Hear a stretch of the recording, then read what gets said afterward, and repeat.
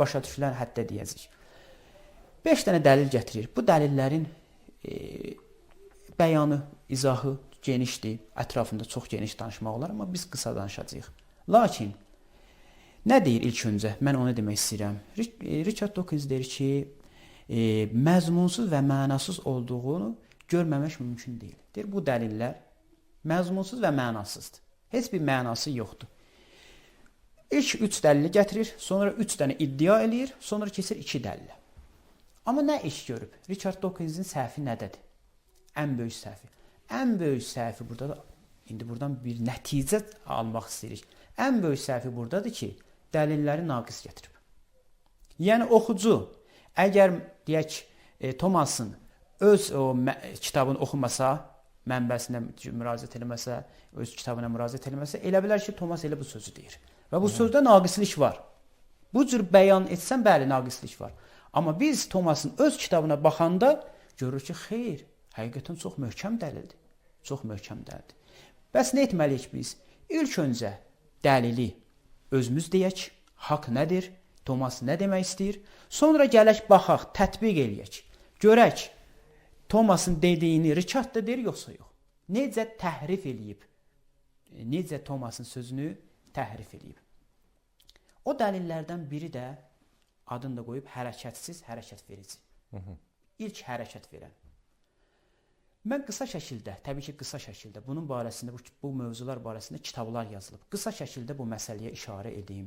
Ümumiyyətlə, bəhs olunur ki, Allahın varlığını sübut edən dəlillərdən biri də ilk dəfə bu dəlili Aristotel irəli sürüb, hərəkətsiz hərəkət verən. Yəni, özü hərəkət etmir, amma əşyaları hərəkətə gətirir. Nə cürdür, bu dəlil nədir? İlk öncə biz görək, hərəkət nədir? Hərəkət nədir? Hərəkət, məsələn, bir şey. Misal üçün deyək, bu kitab. Atəş, od tuta bilər, yana bilər. O potensial bunda var. Atəş bunu yandırsa, deyirik ki, bunda dəyişikliklər baş verdi. Yəni, o potensialı, bu deyək, məsələn, nə ola bilər bu?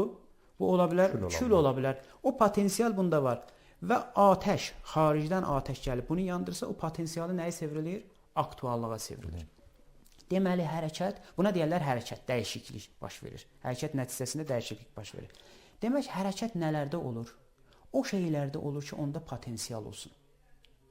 Əgər bir dənə varlığı nəzərdə tutaq ki, bütünlüklə aktualdır, heç bir onda potensial yoxdur, deməli, onda hərəkət ola bilməz.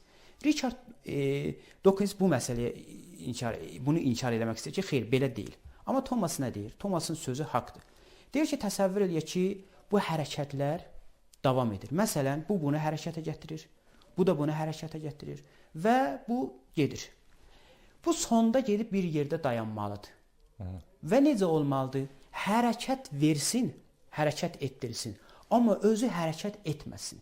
Yaxşı, nə eybi var ki, özü hərəkət etsən, nə eybi var? Çünki əgər özü hərəkət etsə, deməli, onda potensiallıq var. Deməli, başqa bir şey onu hərəkətə gətirib.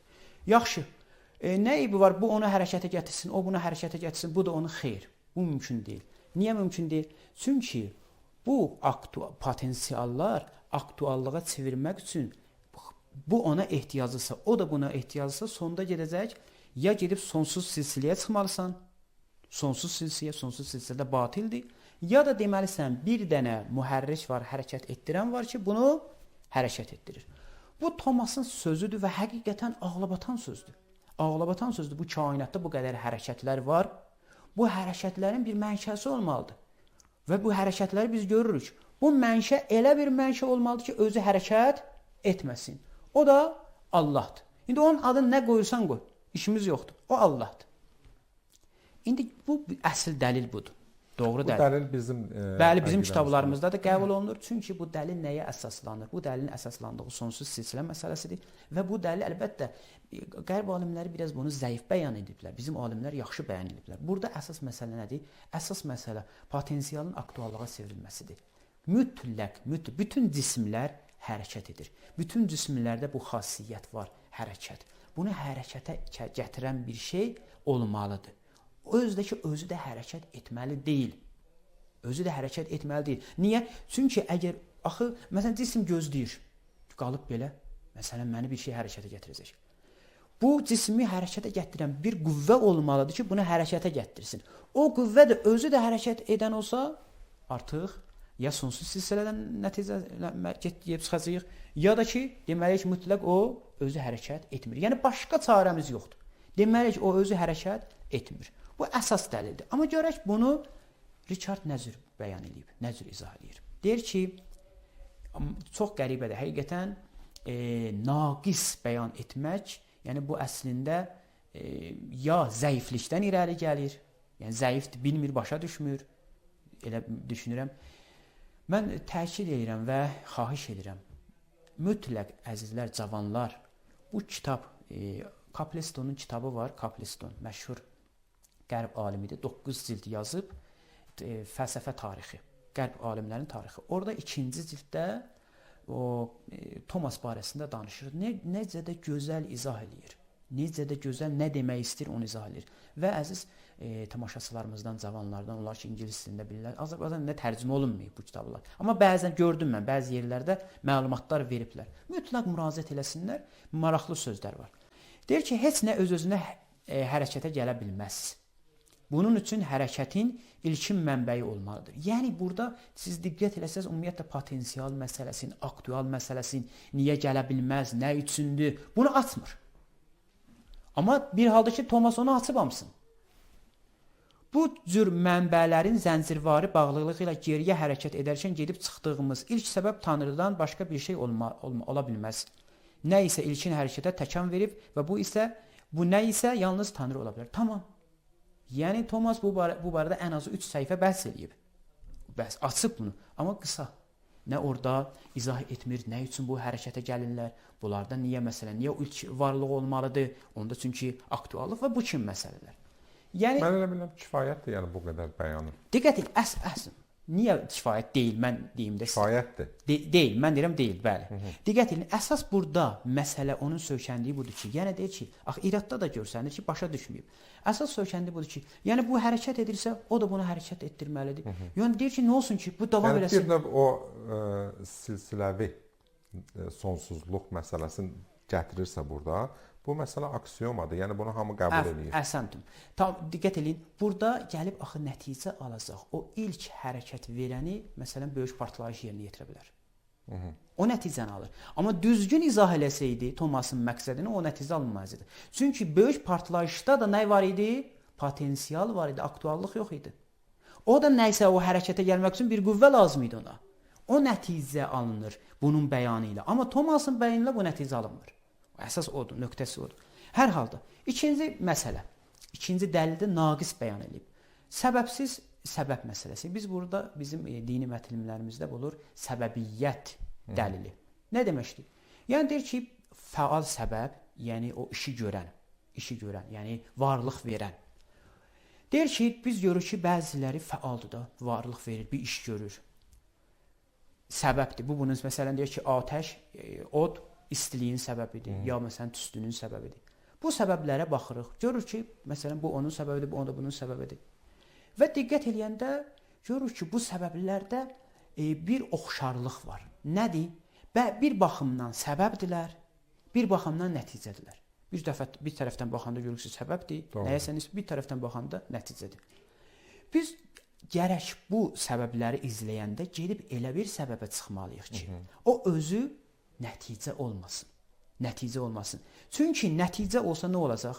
Nəticə olsa o zaman hamısı həm səbəb, həm nəticə olacaq. O zaman gərək heç bir şey vücuda gəlməyə. Heç bir şey var olmaya. Axı vəs budur ki, çünki sonsuz silsilədən ya nəticələnməliyik, ya da şeydir. Axı qərar budur ki, bu bunun nəticəsidir, səbəbidir. O da bunun səbəbidir, o da bunun səbəbidir.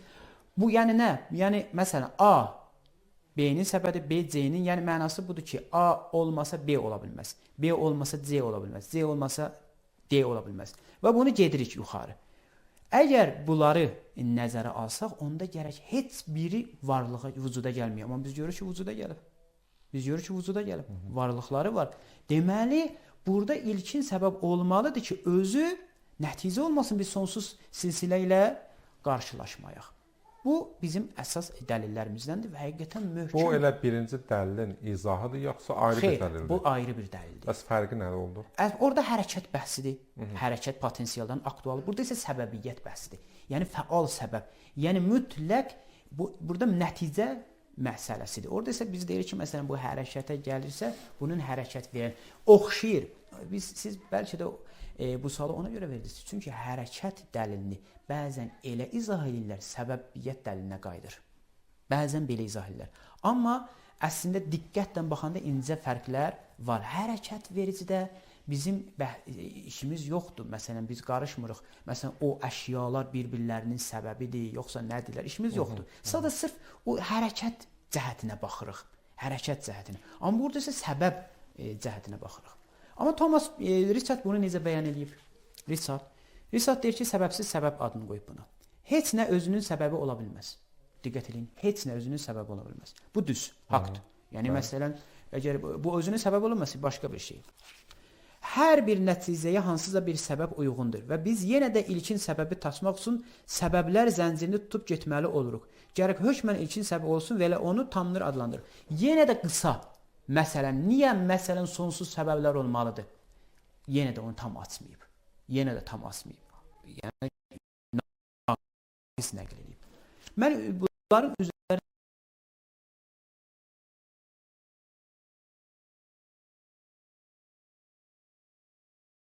sonrası 3 dənə iddia edəcək odur. Amma gərək 3-cü dəlil. 3-cü dəlil ki, çox önəmli dəlildir. Bizim yəni dində, dini mətnlərdə səbəb və mümkün. Deyirlər biz əşyalara baxırıq. Görürük ki, əşyalar həm yox olar. Var da, yəni ona deyirik mümkün varlıq. Bəli. Həm var ola bilərlər, həm yox ola. Və necə ki görürük, məsələn, yox olur, sonra məsələn başqa bir şey var olur. Bu xüsusiyyət onda var. Kainat ümumiyyətlə, bütün kainat. Da bu xüsusiyyət var. Var ola da bilər, yox da ola bilər. İndi buradan məlum olur ki, mümkün varlıq var olmaqsın. Məsələn, nəyə oxşayır bu? Nəyə oxşayır? Yəni təsəvvür edək ki, tərəzidir. Məsələn, tərəzidir. İndi bu istəyir, tərəzinin bir gözündə varlıqdır, bir gözündə yoxluqdur, qoyulub. İndi bu hansı ağır gəlsə o olacaq. Bu mümkünün nisbəti ona elənsizdir. Mümkün gərək 50-50. Əlbəttə, dəqiq izahdan bu səhvdir ya. 50-50 məsələsi yoxdur. 50-50 məsələsi yoxdur. Dəqiq izahdan təzə yaxşı başa düşək deyək. 50-50-dir. Yəni bu varlığa gələ də bilər, var ola da bilər, var olmaya da bilər. İndi bunu vara gətirmək üçün nə lazımdır? Vara gətirmək üçün bir şey lazımdır. Xarici amil lazımdır ki, bir səbəb lazımdır ki, bunu mümkünlükdən çıxartsın. Əgər o səbəb olsa, bu mümkünlükdən çıxacaq. Əgər o səbəb olmasa, bu mümkünlükdən çıxmayacaq. Təsəvvür edək ki, bu kitab hələ var olmamışdı. Bir dənə səbəb lazım idi ki, bunu nədən çıxartsın? Bu mümkünlükdən çıxartsın. İndi bu səbəbə baxırıq. Çıxartdı bunu mümkünlükdən. Bu səbəbin özünə baxırıq. Özü necədir? 2 dənə haldan xaric deyil. Ya özü mümkün varlıqdır, ya da özü zəruri varlıqdır. Zəruri varlıq nə deməkdir və mümkün varlıq nə deməkdir? Mümkün varlıq odur ki, varlığı özündən deyil. Yəni kimsə onu varlığı bəxş edib. Zəruri varlıq odur ki, varlığı özündəndir. Bu mənada bəzən səhv başa düşülür. Biz başqa çarəmiz yoxdur bunu ifadə. Varlığı özündəndir. Bu deməkdir ki, özü özünü yaradıb. Yəni səbəbə ehtiyacı yoxdur. İndi biz baxırıq ona. Yəni deyək ki, bu varlığı özündəndirsə, tamam, bizə bəs edir. Biz də demək istəyirik ki, bir dənə varlıq olmalı ki, varlığı özündən olmalıdır. Məsələn, bu kitabı yaradan. Yox, əgər varlığı özündən deyilsə, demək o da varlığı kimdənsə alıb. Yenə gedirik ta getməliyik hara? Sonsuz silsiləyə. Sonsuz silsilə batildir, deməli sonda bir dənə səbəb olmalı. Sonsuz silsilə niyə batildir? Çox istifadə edirik bunu, istəyən tamaşaçılar da bilsinlər. Əhsəndir. Diqqət edin, sonsuz silsilənin batili barəsində. Sonsuz silsilə 3 dənə orada əsas şərt var. Birinci silsilə sonsuz olmalıdır. Bu birinci məsələdir. Çünki mümkündür sonsuz silsilə olması. Məsələn, qatarları məsələn düzüblər. Və onlar arasında bağlılıq həqiqi bağlılıq olmalıdır. Həqiqi bağlılıq olmalıdır. Əgər şərti bağlılıq olsa, bu sonsuz silsilə yaranmır. Məsələn, əsgərləri düzüblər ardıcıl. bir-birinin dalınca məsələn növbəsi sıradan təsəvvür et sonsuza qədər gedir bu. Sonsuzdur da, yəni sonsuz. Eybi yoxdur. Niyə? Çünki biz onu ora qoymuşuq. Məsələn demişik burada qal, burada qal, burada qal. Amma bu şeydir, sonsuz silsilənin batıl olmasında şərtdir. Nə olmalıdır bunlar arasında? Həqiqi bağlı olmaq. Bu üçüncü, bu vücudu bir şey olmalıdır. Səbəb nəticə olmadı, vücudu, varlıq olmalıdır. İndi təsəvvür eləyək ki, bir dənə nəticədir. Var olmaq istəyir. Bu axı fərzimiz budur ki, bu necə varlıqdır? Mümkün varlıqdır. Var olmaq üçün nəyə ehtiyac var? Səbəbə ehtiyac var. Əgər ya o da buna ehtiyaclıdırsa, əgər desək o da buna ehtiyaclıdırsa, ona deyirlər dairə. Buna deyirlər doğru. Doğru qoyaq kənar, bizim bəhsimiz doğru. Əgər desək bu ki ona ehtiyaclıdır, sonsuz silsiləyə gedib çıxır, yəni sona qədər gedir, mənası budur ki, yəni heç bir varlıq yaranmır və ya bu ifadəni desəm daha yaxşı olar. Yəni nəticə səbəbsiz yaranıb. Axı bəhs budur ki, bu sonsuz silsilə hamısı bir şeydə şərikdirlər. Nədə? Nəticə olmaqda. Bu nəticə olmaqda şərikdirlər. Mənası budur ki, yəni bunlar hələ vücuda gəlməyiblər. Axı nəticədirlər. Gərək bir şey ola ki, bunu vücuda. Sonsuz silsilə də amma hələ vücuda gəlməyib. Deməli, sonsuz silsilənin mənası budur ki, yəni əgər biz qəbul etsək sonsuz silsiləni, mənası budur ki, yəni nəticə səbəbsiz yaranıb. Nəticənin səbəbsiz yaranması da ki, ağlı baxımdan doğru deyil. Amma Richard Dawkins bunu necə izah eləyir? Richard Dawkins. İndi bilmirəm siz bəyənirsiniz yoxsa yox. Deyir ki, fiziki obyektlərin mövcud olmadığı bir zaman olmalıdır. Ancaq onlar indiki zamanda mövcud olduğu kimi gərək hökmən onların mövcudluğunu törədən bir qeyri-fiziki mahiyyət olsun. Bu mahiyyət elə Tanrıdır. Çox qısa və İndi gərək Dawkinsə. Dawkins gəlib sonsuz silsiləni necə adlandırır? 3 dənə iddiası var burada. İndi ola bilsin 2 dənə o dəlillə yetişməyəcək. Gəlir deyir ki, bu sonsuz silsilə, bu 3 arqument sonsuz ardıcıllıq ideyasına əsaslanır. Sonsuz ardıcıllıq, sonsuz əslində mən bilmirəm niyə bu cür tərcümə eliblər. İndi Azərbaycan dilində əslində bunun düzgün tərcüməsi sonsuz demir orada. Deyir davamlı ardıcıllıq. Sonsuz sözündən istifadə eləmir. Davamlı, yəni davamlı sözü bir şairanə sözdür. Davamlı ardıcıllıq sözündən istifadə. Mən baxdım orijinalına, orada davamlı sözü yazılmışdı və tərcümələrə də baxdım ərəb dilində, orada yazmışdı davamiyyən, davamlı. Hər halda indi ya əgər bu cür deyirsə düzdür. İrad ona yəni aid deyil. Əgər orada ki düzdürsə, yəni bu söz səhvdir ki, davamlı ardıcıllıq nə deməkdir? Yəni lağa qoyur da sonsuz ardıcıllıq. Və Tanrı zəncirin sonsuzluq halqasında sonunda dənir. Yəni nə demək istəyir? Yəni demək ki, sonsuz silsilə məsələsi elə belə şeydir. Yəni kim bunu ortaya atıb? Bayaq dediyiniz məsələ. Kim bunu ortaya atıb? Axı sonsuz silsilə nə deməkdir? Biz onu qəbul etmirik. Daha sonra nə deyir? Deyir ki, nə üçün bu Allah olmalıdır? Axı nə üçün bu sonsuz silsilənin zirvəsində Allah dayanmalıdır? Özdə necə bir Allah? Elə bir Allah ki, bu dəlil onu çatdırmır. Məsələn, həkim olmalıdır, tam qüdrət sahibi olmalıdır, alim olmalıdır, qüdrəti mütləq olmalıdır, elmi mütləq olmalıdır, hər cəhətdən mütləq xeyirxah olmalıdır, duaları eşitməlidir. Belə bir Tanrı necə ola bilər? Necə ola bilər? Yəni bu sonsuz, lap götürək Allahdır. Axı bəs hardan deyirsiniz bu belə varlıqdır? Axı bu dəlil naqisdir. Onları başqa dəlillərdən sonra Aferin. Elə ona da görə biz deyirik, cənab Richard Dawkins, kaş siz biraz vaxt sərf eləyirdiniz teoloji kitabları oxumağa. Vaxt qoyurdunuz. Elə Thomasın öz kitablarını oxuyaydınız. Ki bizim alimlərimiz, istər xristian alimlər olsun, istər müsəlman alimlər olsun, Allahın varlığını sübut edəndən sonra birinci mərhələdə gəlirlər Allahın sifətlərini bəhs edirlər. Allahın sifətlərini bəhs edirlər ki, Allah mütləq qüdrət sahibi olmalıdır, mütləq elm sahibi olmalıdır. Yəni o ikinci mərhələdir. Bu dəlil sadəcə nə edir? Bir dənə səbəb olmalıdır, ilkin səbəb olmalıdır, bir yaradıcı olmalıdır. Amma onun sifətlərindən bizim işimiz yoxdur. Sifətlərindən bizim işimiz yoxdur.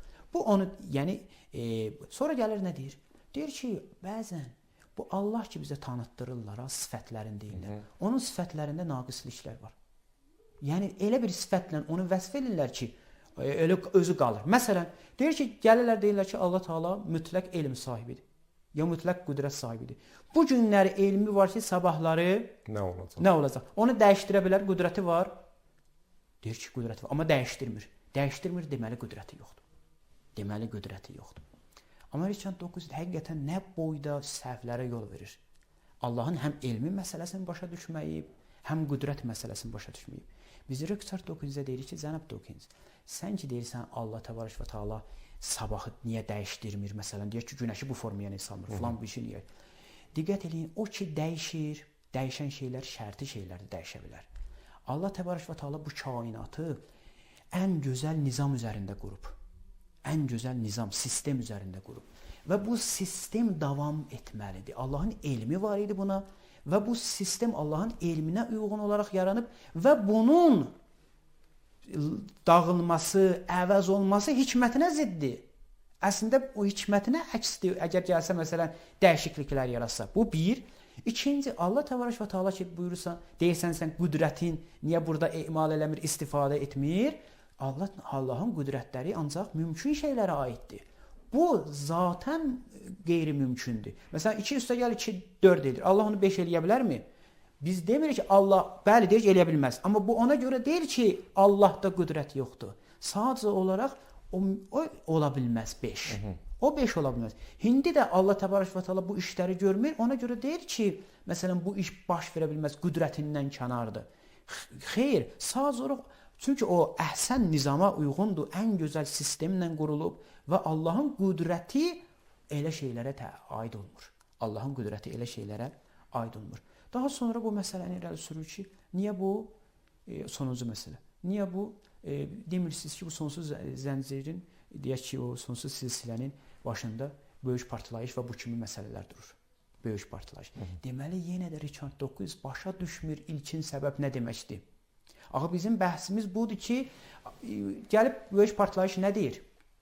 Böyük partlayış sadəcə bizə gəlir deyir ki, kainat bu cür bu formada yaranıb. Bu qədər. Amma niyə yaranıb? Nə üçün yaranıb? O deyək o potensialı, o gücü onda nə verib? Məsələn, onda partlayışa səbəb olub. Hətta o zərrəciyi yaradan kimdir? Nə cür yaranıb? Axı zərrəcik özü mümkün varlıqdır. Doğrudur. Yəni bunlar böyük bizim bəhsimiz budur ki, bu səbəb silsiləsi gedib bir dənə səbəbə çıxmalı ki, bu varlıq ortaya gəlsin. Varlıq ortaya gəlsin. Yəni elə düşünürəm və alimlərimiz də əlbəttə böyük alimlər, hətta qərb alimləri də Richard Dawkinsə irad eləyəndə belə deyirlər ki, Richard Dawkins yaxşı olar ki, biraz gəlib bu fəlsəfə oxuyasan, belə şeylər oxuyasan. Doğrudan, məsələn biologiya oxuyasan. Məsələn mən biologiyadan başım çıxmır, misal üçün deyirəm. Gəlim dəqiq məsələlərdə, bunlar dəqiqdir. Məsələn, ola bilsin tamaşaçılarımızdan üzr istəyirik, ola bilsin bəziləri başa düşmədilər. İndi ola bilər də bəzi izahları anlamasınlar. İndi bu cür dəqiq məsələ, baxmayaraq ki biz müsəlmanıq, neçə dəfə bu bəhsləri eşitmişik. Bu cür dəqiq məsələləri sən gəlirsən, mətrəh edirsən, bəyan edirsən və fikri bildirirsən. Amma mən də gəlim onda məsələn müəyyən bir bioloji qanun barəsində ya nəzəriyyə barəsində fikir bildirim. Mənə gülməzlərmi? Biz də ona görə sənə gülürük. Həqiqətən, yəni bu estağfurullah təhqir də deyil, bu həqiqətdir. Bütün bu sözləri ki Richard Dawkins deyib, onun yaxşı Richard Dawkins deyirsən ki, hanı dəlil qoy ortaya ki bu dəlillər səhvdir. Dəlil qoy ortaya ki sonsuz silsilə, yəni bu ki gedirik. Sonsuz silsilə lazım deyil, lazım deyil. Dəlili ortaya qoy. Dəlil demirsən, sonra başlayır nə etməyə, o ki dəlili saxlaya qədər. Sonra başlayır hekayələr danışmağa.